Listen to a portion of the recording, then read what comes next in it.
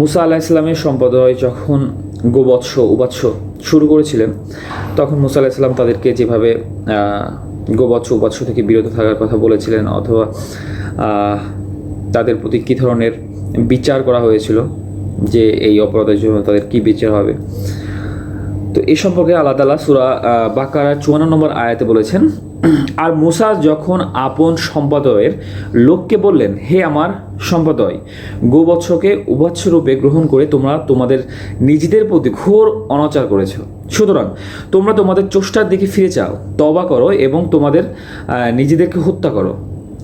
তোমাদের চষ্টার নিকট এটাই শ্রেয়, তিনি তোমাদের প্রতি ক্ষমাপরায়ণ হবেন, নিশ্চয়ই তিনি অত্যন্ত ক্ষমাশীল, পরম দয়ালু। যখন মুসা আলাইসাল্লাম নিজ সম্প্রদায়কে শিরক থেকে সতর্ক করলেন, তখন তাদের মধ্যে তওবা করার প্রেরণা সৃষ্টি হলো। তওবার পদ্ধতি প্রায়শ্চিত্ত, আফসোস হত্যা নির্বাচিত হলো। তোমরা নিজেদেরকে হত্যা করো, এই আয়াতের দুটি ব্যাখ্যা করা হয়েছে। এক নম্বর হচ্ছে, সকলকে দুই কাতারে দাঁড় করিয়ে দেওয়া হয়েছে এবং তারা একে অপরকে হত্যা করে।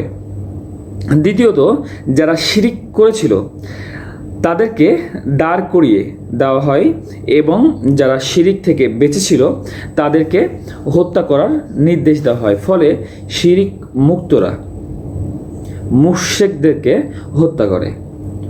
হতদের সংখ্যা 70,000 বলে বলা হয়েছে ইবনে কাসির ও ফাতাহুল কাদিরে।